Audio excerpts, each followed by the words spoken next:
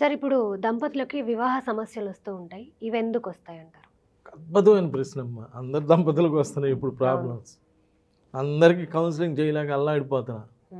ఒక్కోళ్ళకి 3 గంటలు పడుతుంది. అబ్బా! అయినా కానీ ఇందాక చెప్పా కదా, నేను ఒక తాత వయసులో ఉన్నానని. తప్పదు నాకు. ఒకళ్ళకి అరగంట పెట్టవచ్చు, ఒకళ్ళకి 3 గంటలు పెట్టినా తప్పదు. ఎందుకని వాళ్ళు మనల్ని నమ్మి వచ్చారు కాబట్టి. సరే, ఈ డేట్ ఆఫ్ బర్త్లు ఇవన్నీ పక్కన పెడితే వివాహ సమస్యలకు మెయిన్ కారణం వివాహ డేట్ అమ్మ. వివాహ డేట్ అనేది డేట్ ఆఫ్ బర్త్ నెంబర్ 1 అయితే వివాహ తేదీ సెకండ్ డేట్ ఆఫ్ బర్త్. ఈ సెకండ్ డేట్ ఆఫ్ బర్త్ బాగా ఉంటే వివాహ జీవితం బాగుంది. ఈ సెకండ్ డేట్ ఆఫ్ బర్త్ బాగలేకపోతే వివాహ జీవితం అంతా ఇబ్బంది అవుతుంది. చిన్న చిన్న వాటికి అసలు ఆ గొడవ ఏదైనా చూస్తే సిల్లీగా అనిపిస్తుంది. ఏదైనా ఎదురువాళ్ళ సిల్లీగా ఉంటుంది, మన దాకా వస్తేనే ఇబ్బంది అనిపించింది. నేను కాదంటలేదు. కానీ అంతంత చిన్న వాటికే విడిపోవటాలు, గందరగోళం చేసుకోవటాలు అలా జరుగుతూ ఉన్నాయి. ఇంతకుముందు అంటే ఏదో సమస్య ఏంది, ఆ కట్న సమస్య ఏదో ఉండేది. ఇప్పుడు అవి కూడా కాదు, చిన్న చిన్న ఈగోస్, చిన్న చిన్న ప్రాబ్లమ్స్తోనే విడిపోతున్నారు.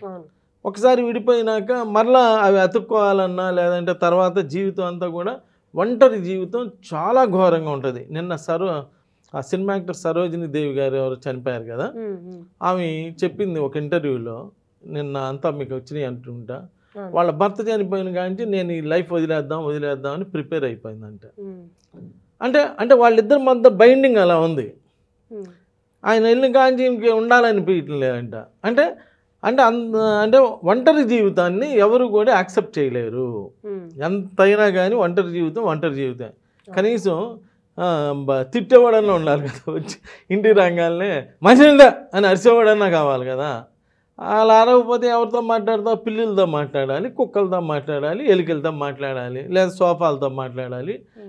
టీవీ నువ్వు ఇద్దరేగా మాట్లాడుకునేది. సరే, ఇప్పుడు ఫోన్ వచ్చి కాస్త ఆ ప్రాబ్లం సాల్వ్ చేసి ఫోను నువ్వు మాట్లాడుకుంటున్నారు కాబట్టి సరిపోయింది. ఆ ప్రాబ్లం అంతా, ఆ ఒంటరి జీవితం యొక్క ప్రాబ్లం సాల్వ్ చేసింది ఒక ఫోనే అనుకుంటా ఇప్పుడు. ఇంకా ఇప్పుడు ఆడవాళ్ళకి మగవాళ్ళకి ఆడవాళ్ళకి భర్తతో పని లేదు, మగవాళ్ళకి భార్యతో పని లేదు. ఎందుకని? ఫోన్ ఉంది కదా, ఫోనే భార్య, ఫోనే భర్త. ఇంకా అందుకనే చాలామంది పిల్లలు ఎందుకు పెళ్ళిళ్ళు చేసుకోవడం లేదో తెలుసా?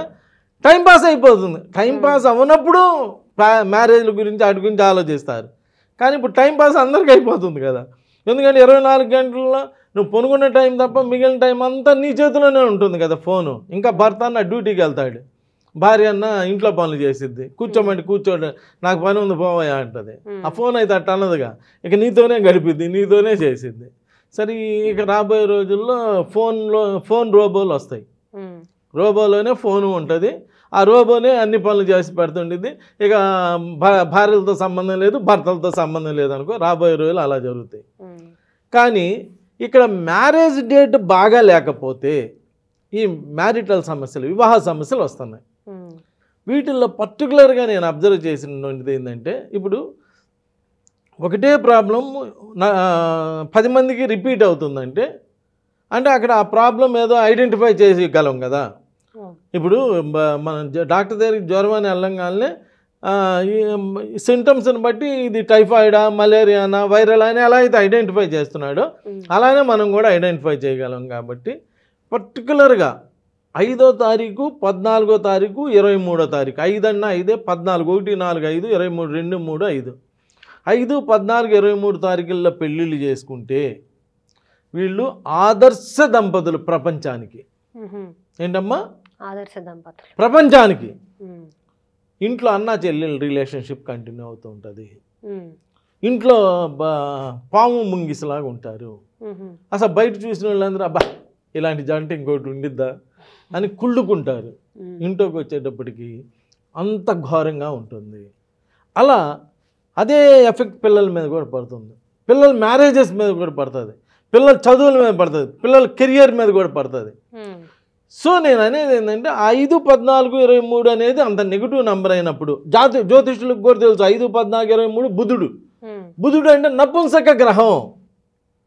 నపుంసక గ్రహం కాబట్టి బయట ప్రపంచంలో ఏంది, ఎవడేమన్నా ఏం మాట్లాడకుండా ఉంటారు. కాబట్టి అందరికి మంచోడేగా, న్యూట్రల్ పర్సన్ అందరికి మంచోడే కదా. నువ్వు తిట్టినా ఏమన్నా కొట్టినా ఏమన్నప్పుడు మంచోడు అంటారుగా. ఇంట్లోకి వచ్చేటప్పటికి నపుంసక గ్రహం కాబట్టి ఆ భార్యాభర్తలు ఎడబాటుగా ఉంటారు. అలా ఎడబాటు కోసమే వాళ్ళు ట్రై చేస్తూ ఉంటారు. అలాంటి ఎడబాటుతోటి పిల్లలు పుడితే వాళ్ళు కూడా అలానే బిహేవ్ చేస్తుంటారు. సో ఆ మ్యారేజ్ డేట్ని అవాయిడ్ చేయడానికి ప్రయత్నం చేయండి. 5-14-23 కానీ టోటల్గా డేటు మంత్ ఇయర్ కూడితే 5-14-23 వచ్చినా కానీ అవాయిడ్ చేయడానికి ప్రయత్నం చేయండి.